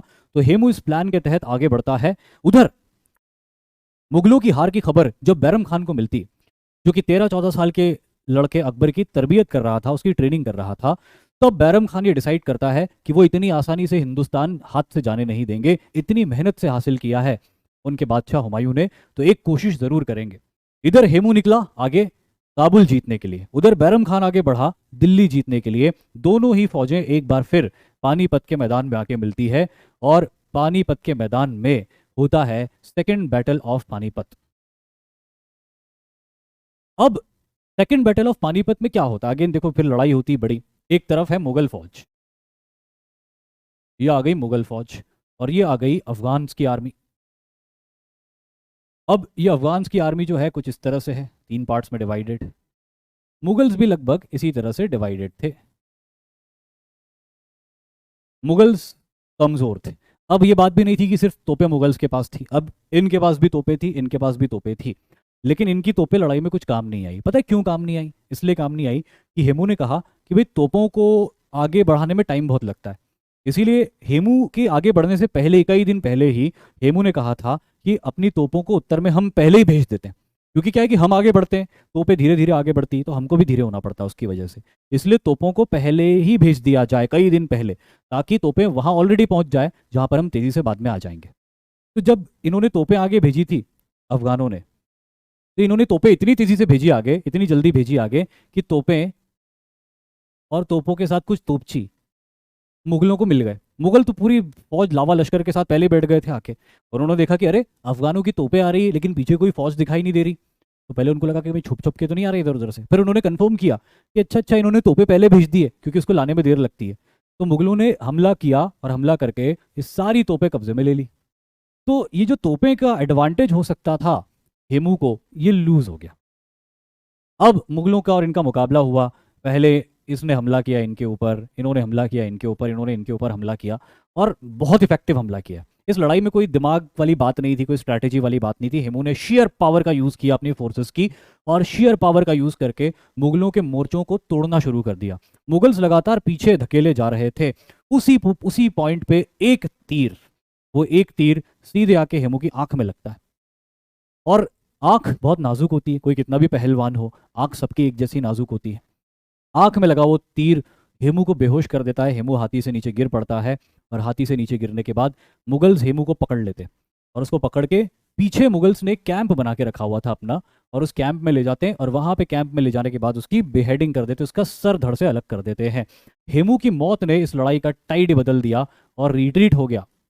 भगदड़ मच गई अफगानों की फौज में कि हमारा कमांडर तो मारा गया, और भी दूसरे कुछ कमांडर्स मारे गए थे।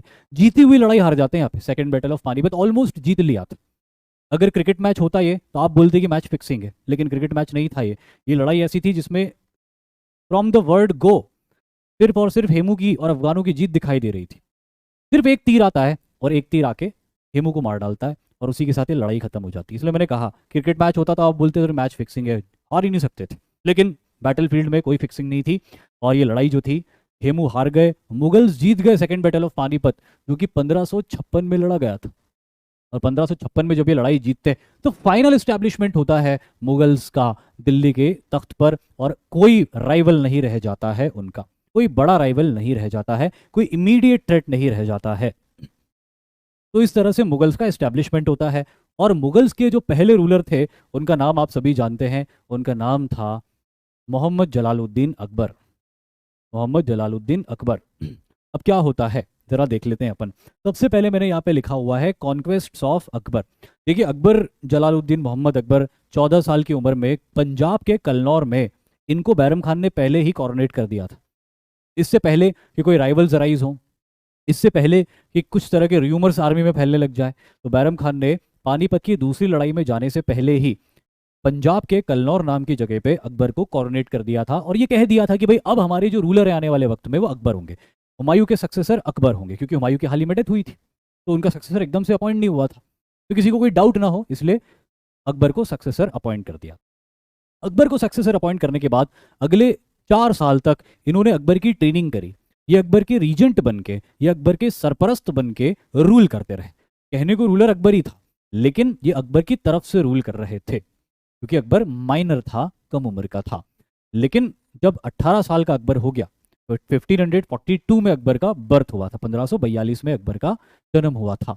तो 1560 तक आते आते अकबर कितने का हो गया? 18 साल का हो गया, आपके बराबर की एज का हो गया था, एनडी के एग्जाम की तैयारी कर सकता था, वो एलिजिबल था। तो अकबर जब जवान हो गया तो उसने बैरम खान से कहा कि थैंक यू वेरी मच, आपने मेरी इतनी मदद करी, लेकिन अब आप मेरे लिए एक परेशानी बन गए हो, क्योंकि आपको आदत पड़ गई है मुझे ऑर्डर्स देने की, इसलिए प्लीज़ अब आप मुझे ऑर्डर्स मत दो, और बेहतर होगा कि आप हज वज पे जाओ, आपकी उम्र हो गई है। तो बैरम खान इनके ऑर्डर्स को मानते हुए हज के लिए निकल जाते हैं। रास्ते में अफगान बैरम खान को घेर के मार डालते। गुजरात में पाटन नाम की एक जगह, वहां से जा रहे थे बैरम खान अपने कुछ सहयोगियों के साथ में, तो अफगानों की बड़ी दुश्मनी रही थी बैरम खान से, कई लड़ाइयों में अफगानों को हराया था बैरम खान ने। तो अब अफगान बदला निकालते हैं और बैरम खान को मार डालते हैं। इस तरह से बैरम खान का एलिमिनेशन हो जाता है। अकबर अब फ्रीली अपने निर्णय ले सकता था, और इसी के साथ अकबर अपने एक्सपेंशंस को शुरू करता है, अपने साम्राज्य के विस्तार को शुरू करता है। और इसकी शुरुआत होती है कॉन्क्वेस्ट ऑफ मालवा से। जो मालवा का इलाका है वो प्रेजेंट डे मध्य प्रदेश के वेस्ट में सिचुएटेड है। ये है मालवा का इलाका, ये है मालवा का इलाका पूरा, लगभग भोपाल तक फैला हुआ है मालवा का इलाका, मेरा इलाका। तो ये जो इलाका है, यहाँ पे सबसे पहला एक्सपेंशन करता अकबर। क्यों? क्योंकि इस इलाके का जो इंपॉर्टेंस मैंने आपको हिस्टोरिकली बताया था कि उत्तर से दक्षिण जाना हो या पश्चिम से पूरब व्यापार करने के लिए जाना हो, यहाँ से जाना होगा। दूसरा, काली मिट्टी वाला इलाका है ये, तो खेती बाड़ी भी यहाँ पे बहुत अच्छी होती थी। तो और सबसे इंपॉर्टेंट बात, यहाँ का रूलर उस वक्त एक पठान रूलर था जिसका नाम था बाज बहादुर, जिसका ओरिजिनल नाम बेहजाद खान था। वो एक वीक रूलर था, वो एक वीक रूलर था। म्यूजिक, डांस और अपनी रानी रूपमती, इनके अंदर ही बेचारा पूरा बिजी रहता था। तो अकबर को पता था कि Malwa is a low hanging fruit, Malwa एक नीचे लटकता हुआ फल है, इसे आसानी से तोड़ा जा सकता है। तो पहला हमला इसने मालवा के इलाके में किया और मालवा के इलाके को जीत लिया।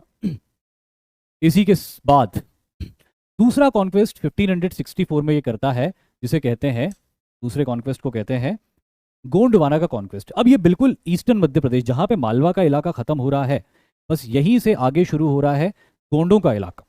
गोंड जनजाति और राजगोंड रूलर्स जिस इलाके में रूल करते थे, ये गोंडवाना के नाम से जाना जाता था। इस गोंडवाना की एक रानी थी जिनका नाम था दुर्गावती। ये रानी दुर्गावती एक राजपूत प्रिंसेस थी बघेल डायनेस्टी की, जिनकी शादी राजगोंड फैमिली के अंदर हुई थी। क्योंकि उनके हस्बैंड की डेथ हो गई थी, उनका पुत्र बहुत छोटा था, तो वो राजमाता बन के रूल कर रही थी इस इलाके में, जो आज मध्य प्रदेश में जबलपुर और उसके आसपास के इलाके।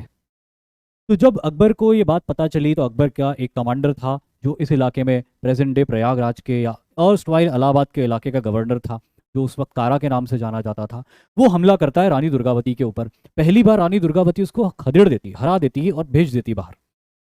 लेकिन अकबर रीइंफोर्समेंट्स उसके पास भेजता है, और रीइंफोर्समेंट्स मिलने के बाद रानी दुर्गावती बहुत बहादुरी से मुकाबला करती है। और बहादुरी से मुकाबला करने के बाद जब वो देखती है कि डिफीट इज सर्टन, और वो जानती थी कि अगर वो दुश्मन के हाथ में पड़ गई तो उनकी इंसल्ट होगी, so she chose death before dishonour, और अपने आप को वो ख़त्म कर लेती है, अपने अंदर कटार मार के अपने आप को एंड कर लेती है, अपनी लाइफ को। लेकिन इसी के साथ अकबर का एक्सपेंशन अब इन इलाकों में भी हो जाता है, जिसे ईस्टर्न मध्य प्रदेश के इलाके या गोंडवाना के इलाके कहा जाता था। यानी कि गोंडों के इलाके में बड़े घने जंगल के इलाके हैं ये, अभी भी बहुत घने जंगल हैं यहाँ पे। कान्हा, बांधवगढ़ जैसे एक से एक नेशनल पार्क हैं यहाँ पे। लेकिन अकबर ने सेंट्रल इंडिया को जीत लिया था। ऑलरेडी अकबर के पास में पंजाब के इलाके थे, खैबर के दर्रे तक के इलाके थे, हरियाणा के इलाके, दोआब के इलाके, ये इलाके ऑलरेडी थे अकबर के पास में, बिहार तक के इलाके, ये सारे इलाके अकबर के पास ऑलरेडी थे, और अब ये इलाके भी उससे कनेक्ट हो गए थे। तो अकबर का एम्पायर यहाँ तक फैल गया था। अब देखें अकबर के आगे के कॉन्क्वेस्ट कैसे थे। फिर होता है कॉन्क्वेस्ट ऑफ मेड़ता। देखिए मेड़ता एक ऐसी जगह है राजस्थान के बिल्कुल बीचों बीच, राजस्थान का चौराहा कहा जाता है इसको। अकबर का क्लियर इंटेंशन था, राजस्थान के राजपूताना के इलाके में अकबर की पॉलिसीज शुरू से ही बहुत इंटेंस थी। अकबर जानता था कि अगर भारत को जीतना है तो राजपूताना को जीतना होगा, बिना राजपूताना को जीते वो भारत को नहीं जीत सकते। इसीलिए इन्होंने क्या किया, इस इलाके में एक्सपेंशन कर लिया अपना, यानी कि राजपूताना के बिल्कुल सेंटर में जाके वो बैठ गए। अजमेर के इलाके पहले से ही इनके पास में थे, somewhere around here is Ajmer. तो अजमेर के इलाके इनके पास पहले से ही थे, मेड़ता इन्होंने जीत लिया। तो इस तरह राजस्थान के अंदर भी इन्होंने अपनी पैठ कर दी, और यहाँ से इन्होंने सारे राजपूत स्टेट्स को कंट्रोल करना शुरू किया। अपन आगे देखेंगे कि अकबर की राजपूतों को लेकर पॉलिसी क्या हुआ करती थी। अब पिकाचू पूछ रहे हैं कि उनके बारे में क्यों नहीं पढ़ा जाता। बिल्कुल सही बात है, मुझे भी बहुत हैरानी होती है कि क्यों नहीं पढ़ा जाता। रानी दुर्गावती क्योंकि मध्य प्रदेश में थी, तो स्टेट लेवल पर जो पढ़ाई होती है उसमें उनको पढ़ाया जाता है। लेकिन जब नेशनल लेवल पे पढ़ाई होती है, ऑल इंडिया लेवल की एग्जाम्स होती है, तो उसके सिलेबस में इनको इंक्लूड नहीं किया जाता। और इनके जैसे बहुत सारे ऐसे रीजनल वॉरियर्स हैं जिनका कोई इंक्लूजन नहीं होता, और ये बहुत अनफॉर्चुनेट है। ऐसा क्यों है मैं नहीं जानता, या मैं फ़िलहाल नहीं कह सकता। लेकिन वाकई में जो मैंने आपको बाज बहादुर के बारे में बताया, कहानी उससे कहीं ज़्यादा बड़ी है और बहुत इंटरेस्टिंग है। जो मैंने आपको रानी दुर्गावती के बारे में बताया, कहानी उससे कहीं ज़्यादा बड़ी है और इंटरेस्टिंग है। इनफैक्ट दुर्गावती और बाज बहादुर के बीच में भी लड़ाई हुई थी, जिसमें दुर्गावती ने बाज बहादुर को बहुत बुरी तरह से डिफीट किया था और उसको प्रिजनर ऑफ वॉर भी बना लिया था। लेकिन मुझे नहीं पता अनफॉर्चुनेटली हिस्ट्री के अंदर ये सारी चीज़ें सिलेबस में क्यों नहीं रखी गई। शायद इसलिए क्योंकि सिलेबस बहुत बड़ा हो जाता, और maybe some other reason. इसके बाद में अगली कॉन्क्वेस्ट होती है कॉन्क्वेस्ट ऑफ मेवाड़। ये बहुत इंपॉर्टेंट कॉन्क्वेस्ट थी। इस वक्त मेवाड़ के रूलर राणा उदय सिंह थे, जो कि राणा संग्राम सिंह के डिसेंडेंट थे। और राणा उदय सिंह ने, ये है मेवाड़ का इलाका, इधर जहाँ मालवा खत्म होता है वहीं उसके नॉर्थ में ये मेवाड़ का इलाका शुरू होता है। तो इस मेवाड़ के इलाके पर एक जोरदार इन्वेजन किया।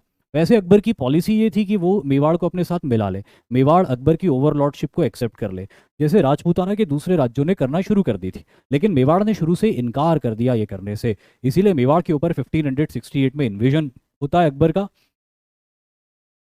और अकबर का इन्वेजन होने के बाद में इस इलाके का कॉन्क्वेस्ट होता है, चित्तौड़ का फॉल होता है, और चित्तौड़ का तीसरा जौहर होता है यहाँ पे। चित्तौड़ में जो 3 जौहर हुए थे, पहला अलाउद्दीन खिलजी के दौर में, दूसरा सुल्तान बहादुर शाह के हमले के दौरान, और तीसरा जौहर होता है यहाँ पे, यानी कि अकबर के हमले के दौरान। ये लड़ाई बहुत लंबी चली थी। जो चित्तौड़ का सीज होता है, जयमल और फत्ता नाम के 2 वॉरियर्स इस लड़ाई को लड़ते हैं राजपूतों की तरफ से, और इन्हीं के रिक्वेस्ट करने की वजह से राणा उदय सिंह और उनके बेटे, जिनमें उनका सबसे बड़े पुत्र प्रताप भी शामिल थे, ये सारे लोग चित्तौड़ के किले से निकल जाते हैं और चित्तौड़ के किले से निकल के अरावली के घने जंगल और ऊंचे पहाड़ों में जाके छुप जाते हैं। ये लोग लड़ना चाहते थे, ये चाहते थे कि इसी किले में रुक के लड़ाई करें, लास्ट मैन लास्ट राउंड तक। लेकिन इनके कमांडर्स ने इनको समझाया कि ये लड़ाइयाँ बहुत लंबी चलनी है, और आप लोग यानी कि शाही खानदान, राज परिवार जब तक जीवित रहेगा तब तक ये लड़ाई हम लड़ते रहेंगे। ये लड़ाई कोई एक लड़ाई या 2 लड़ाई या 1-2 दिन की लड़ाई नहीं, या 1-2 महीने की लड़ाई नहीं है। ये लड़ाई जनरेशन्स की लड़ाई है, और इसके लिए जनरेशन्स को जिंदा रहना पड़ेगा। इसीलिए महाराज, आप बच के निकल जाइए, लड़ाई जारी रखिएगा मुगलों के साथ में, लेकिन अभी आपको यहाँ से निकलना होगा। तो ना चाहते हुए भी दिल पे पत्थर रख के ये सारे राजकुमार और राणा, ये सब मेवाड़ छोड़कर चले जाते हैं अरावली के पहाड़ों में, सिर्फ इसीलिए कि मुगलों से एक बहुत लंबी लड़ाई लड़ सकें। और इनफैक्ट उन्होंने लड़ी, और ऐसी जबरदस्त लड़ाई लड़ी कि लगभग पूरे मेवाड़ को महाराणा प्रताप ने आजाद करवा लिया था मुगलों की कैद से। लेकिन हम अगले कॉन्क्वेस्ट की तरफ आगे बढ़ते हैं, जो कि रणथंभौर का कॉन्क्वेस्ट है। और रणथंभौर की पोजीशन समवेयर अराउंड हियर है। यहाँ पे रणथंभौर की पोजीशन है। रणथंभौर को रूल कर रहे थे उस वक्त सूरजन हाड़ा, जो कि चौहानों की एक ब्रांच के रूलर थे। और सूरजन हाड़ा ने कुछ 1-2 महीने तक किला लड़ाया, लेकिन अकबर के बार बार नेगोशिएशन के प्रस्तावों को देखते हुए और एक तय हार को देखते हुए सूरजन हाड़ा को सरेंडर करना पड़ गया। और इसके साथ ही सूरजन हाड़ा ने अकबर की ओवरलॉर्डशिप को एक्सेप्ट किया, और यहाँ पर भी मुगल एम्पायर फैल गया।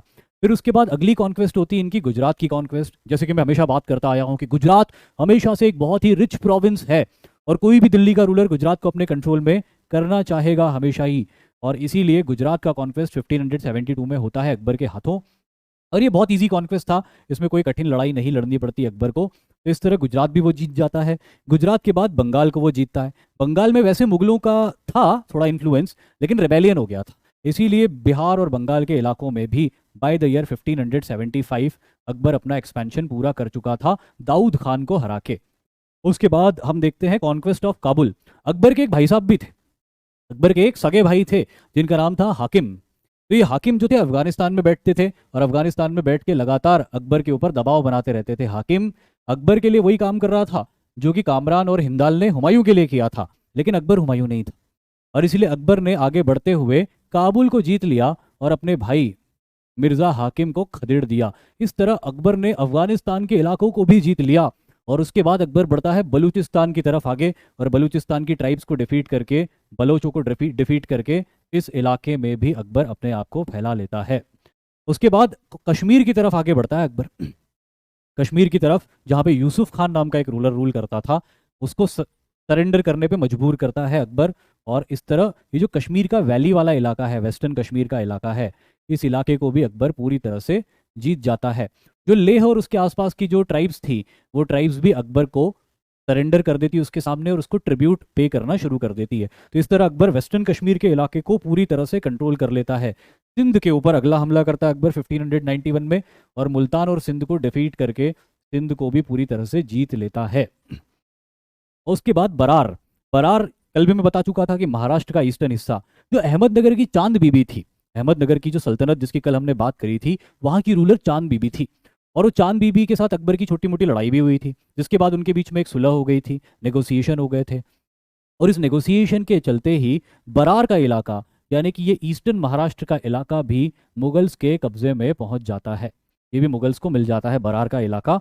And last but not the least, conquest of Asirgarh. वैसे ये वाला इलाका पहले ही जीत चुका था अकबर, जब उसने मालवा को जीता था, लेकिन इस इलाके को खानदेश कहा जाता है। लोकली इस इलाके को खानदेश कहा जाता है, जो नर्मदा रिवर के बिल्कुल साउथ में और ताप्ती रिवर के आसपास का इलाका है। या समझ लो कि जो ताप्ती नदी बहती है महाराष्ट्र में, उस ताप्ती के थोड़े से नॉर्थ और थोड़े से साउथ का जो इलाका है, उसे एंशियंट और मिडाइवल टाइम से खानदेश कहा जाता था, क्योंकि वहाँ पे बहुत सारे खान रहते थे, इसलिए उस जगह को खानदेश कहते थे। अभी भी खानदेश बोलते हैं उस जगह को। तो वहाँ का जो असीरगढ़ का किला है, प्रेजेंट डे मध्य प्रदेश में बिल्कुल साउथ में एक जगह है बुरहानपुर। उस बुरहानपुर नाम की जगह पर एक ऊंचा किला है और बहुत ही गजब का किला है ये।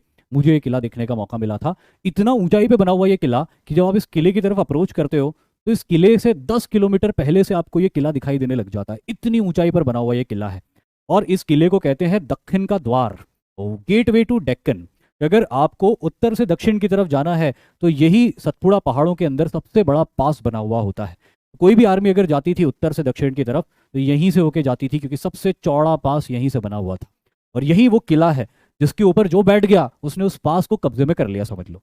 और इसीलिए यहाँ के गवर्नर ने मुगल्स के अगेंस्ट रिबेलियन कर दिया था। तो अकबर ने बिल्कुल अपना आखिरी कॉन्क्वेस्ट 1601 में असीरगढ़ के किले को जीत के किया था, जिसके लिए अकबर को लड़ाई नहीं करनी पड़ी, जिसके लिए अकबर ने पैसे दिखाए थे। ऐसे किलेदार था नीचे, किलेदार ऊपर खड़ा हुआ था, अकबर नीचे खड़ा हुआ था।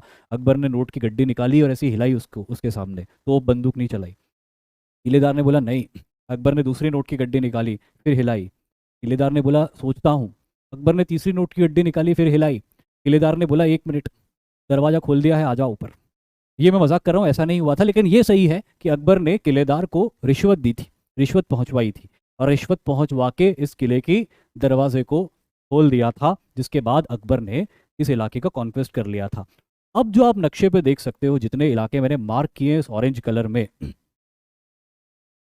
जितने इलाके मैंने मार्क किए हैं इस ऑरेंज कलर में, ये सारे इलाके अकबर ने जीत लिए थे। अब आप बोलोगे कि ये राजस्थान का इलाका आपने क्यों नहीं मार्क किया है, इसको क्यों खाली छोड़ दिया? राजस्थान भी तो अकबर ने जीत लिया होगा। देखिए, राजस्थान में मेवाड़ का इलाका अकबर ने जीत लिया था, लेकिन जो बाकी राजपूत राज्य थे, क्योंकि उन्होंने अकबर के साथ में अलायंस कर लिया था, अकबर के साथ में क्या बोलते हैं हिंदी में, गठबंधन कर लिया था। इसकी वजह से अकबर ने ये कहा था कि जितने भी राजपूत राजा हैं वो अपने इलाके में रूल करते रहेंगे, वहां पर किसी तरह का कोई मुगल इंटरवेंशन नहीं होगा, हस्तक्षेप नहीं होगा। इसीलिए ये इलाके डायरेक्टली मुगल्स के कंट्रोल में नहीं थे, बट इनडायरेक्टली मुगल्स के कंट्रोल में थे। तो इनडायरेक्टली थे कंट्रोल में, तो मैं डॉट डॉट डॉट डॉट बना देता हूँ। ये बन गए डॉट बहुत सारे। तो ऑल ओवर अगर अपन ओवरऑल देखें तो ये पूरा उत्तर भारत का सब कॉन्टिनेंट का हिस्सा, ये पूरा अकबर ने मोस्टली डायरेक्टली, ये सारे इलाके जहां मैंने आड़ी लाइनें खींची ने, तो अकबर डायरेक्टली रूल करता था, मुगल्स डायरेक्टली रूल करते थे। सिर्फ राजस्थान का इलाका ऐसा था जहां पे अकबर ने कहा था कि इनके राज्य हेरिडिटी, इन्हीं के सक्सेसर्स रूल करते जाएंगे, कभी भी मुगल इनके राज्यों की तरफ नहीं आगे बढ़ेंगे। ठीक है, अब हम आगे बढ़ते हैं और आगे बढ़ के बात करेंगे राजपूत पॉलिसी ऑफ अकबर, कि आखिर वो क्या वजह थी कि अकबर ने इन राज्यों के ऊपर डायरेक्टली हमले नहीं किए, इनको अपने साथ मिला लिया, और ये इलाके इनडायरेक्टली कंट्रोल थे, डायरेक्टली कंट्रोल नहीं थे। तो ये वाला पॉइंट अपन कर लेते हैं, और उसके बाद वैसे भी वक्त हो जाएगा तो मैं आपको छोड़ दूंगा, तो टेंशन मत लो, बस ये वाला पॉइंट अपन कर लेते हैं। साउथ इंडिया के इलाके का क्या हुआ आयुष? साउथ इंडिया के इलाके आने वाले वक्त में यार अकबर को भी थोड़ा रेस्ट दो।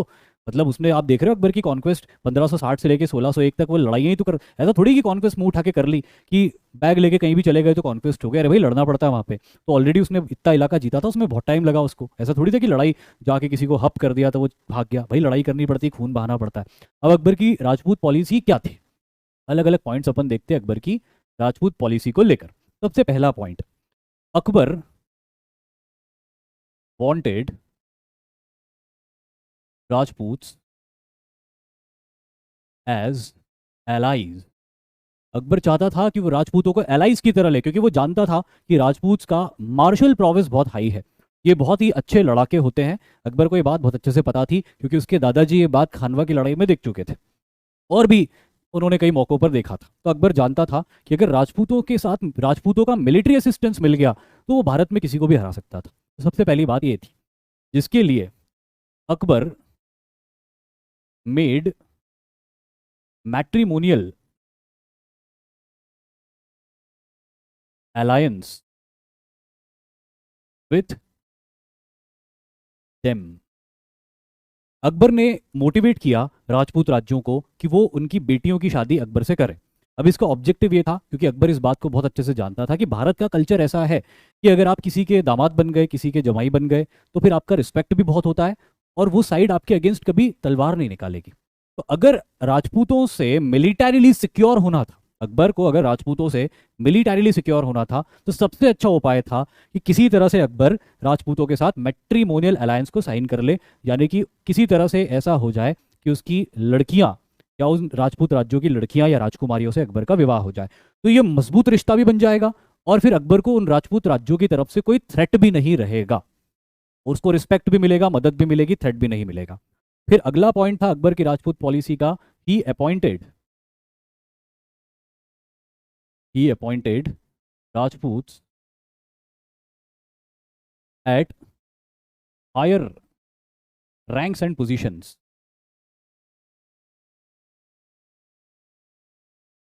अकबर ने अपने दरबार में, अपनी सेना में राजपूतों को ऊंचे पद दिए और ऊंची पोजीशंस दी, उनको बहुत मान सम्मान दिया। वो जानता था कि अगर इनको मान सम्मान दिया जाएगा, इनको इंसल्ट नहीं किया जाएगा बिकॉज ऑफ देयर रिलीजन, तो ये लॉयल होकर काम करेंगे। अलायंस हो गए तो लॉयल रहेंगे ही सही, लेकिन साथ ही साथ अगर इनको मान सम्मान भी दे दिया जाए तो ये और ज़्यादा लॉयल होकर काम करेंगे। तीसरी चीज़, ही अलाउड राजपूत्स टू कंटिन्यू